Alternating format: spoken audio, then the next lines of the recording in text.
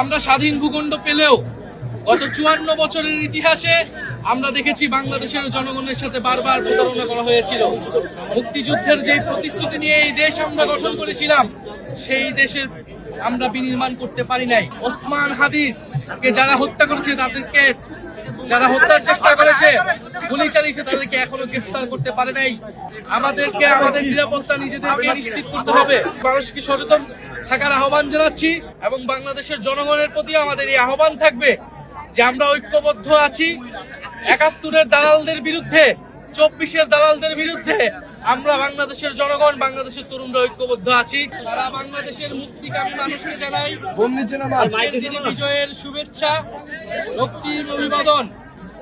১৯৭১ সালের ১৬ই ডিসেম্বর আজকের এই দিনে পাকিস্তানি হানাদার বাহিনী আত্মসমর্পণ করার মাধ্যমে বাংলাদেশের অভ্যুত্থান ঘটেছিল। স্বাধীন বাংলাদেশের মানুষেরা সাম্য, মানবিক মর্যাদা এবং সামাজিক সুবিচার নিয়ে বাঁচার সংকল্প করেছিল। বন্ধুগণ, এই ভূখণ্ডের মানুষ যুগ যুগ ধরে লড়াই করেছে স্বাধীনতার জন্য, নিজের মানবিক মর্যাদার জন্য, সার্বভৌমত্বের জন্য। ৭১ সালেও এরকম একটি জনযুদ্ধের মধ্য দিয়ে আমাদেরকে যেতে হয়েছে। এই দেশের তরুণরা, এই দেশের সাধারণ মানুষ, সাধারণ কৃষক, তারা মুক্তি সংগ্রাম করেছিল। আমরা আজকের এই দিনে শ্রদ্ধার সাথে আমরা সেই সকল মুক্তিকামী মানুষদেরকে স্মরণ করি এবং আমাদের যারা শহীদ হয়েছিলেন ৭১-এর মুক্তিযুদ্ধে, সেই সকল শহীদদেরকে স্মরণ করি। আমাদের বীরাঙ্গনাদেরকে আমরা স্মরণ করি। তাদের আত্মত্যাগের মাধ্যমে আমরা এই স্বাধীন ভূখণ্ড পেয়েছিলাম।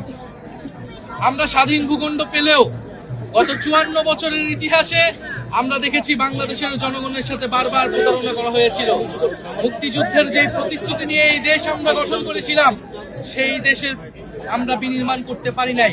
এদেশে না সাম্য প্রতিষ্ঠা হয়েছে, না মানবিক মর্যাদা, না সামাজিক সুবিচার প্রতিষ্ঠা হয়েছে, বরঞ্চ এই দেশে ফ্যাসিবাদ কায়েম করা হয়েছিল। সেই ফ্যাসিবাদের বিরুদ্ধেই ২০২৪ সালের গণ অভ্যুত্থান এবং গণবিপ্লব সংঘটিত হয়েছিল।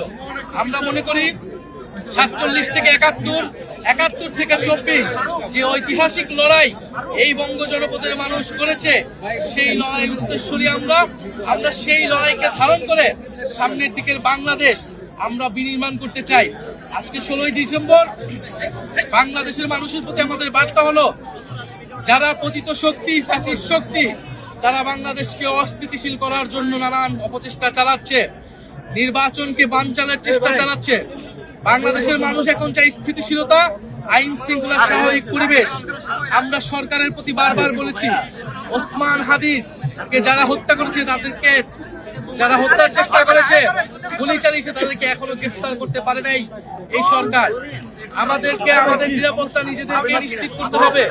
ফলে জনগণের মধ্যে আমাদের সেই সংগঠন লাগবে। জনগণকে আমরা আবার আহ্বান জানাবো, ৫ই আগস্টের পরবর্তী সময়ে আমাদের নিজেদের নিরাপত্তা আমরা নিজেরাই নিশ্চিত করেছিলাম। তখন কোনো সরকার ছিল না, পুলিশ ছিল না। বাংলাদেশ সেই পরিস্থিতির দিকে যাচ্ছে। সরকার পুলিশের উপর নির্ভরশীল করে আমরা আমাদের জীবন, আমাদের জুলাই যোদ্ধাদের জীবনের নিরাপত্তা আমরা নিশ্চিত করতে পারবো না। ফলে মানুষকে সচেতন থাকার আহ্বান জানাচ্ছি এবং সামনের যে নির্বাচন, এই নির্বাচনটি হচ্ছে গণভোট। ফলে আগামী নির্বাচনে, আগামী গণভোটে সংস্কারের পক্ষে গণজোয়ার তৈরি হবে। আমরা সেই প্রত্যাশা রাখি। এনসিপির যারা এমপি পদপ্রার্থী রয়েছেন, তারা সংস্কারের পক্ষে, হ্যাঁ পক্ষে শাপলাকলি নিয়ে জনগণের দরজায় যাবেন।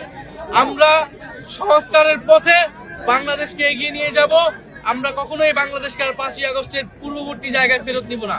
ফলে সেই নতুন বাংলাদেশের, সেই গণতন্ত্র প্রতিষ্ঠার এবং ভবিষ্যৎমুখী রাজনীতির প্রত্যয় আজকের এই বিজয় আমরা রাখছি এবং বাংলাদেশের জনগণের প্রতি আমাদের এই আহ্বান থাকবে যে আমরা ঐক্যবদ্ধ আছি। ৭১-এর দালালদের বিরুদ্ধে, ২৪-এর দালালদের বিরুদ্ধে আমরা বাংলাদেশের জনগণ, বাংলাদেশের তরুণরা ঐক্যবদ্ধ আছি। সামনের বাংলাদেশ আমাদের বিজয় আসবে।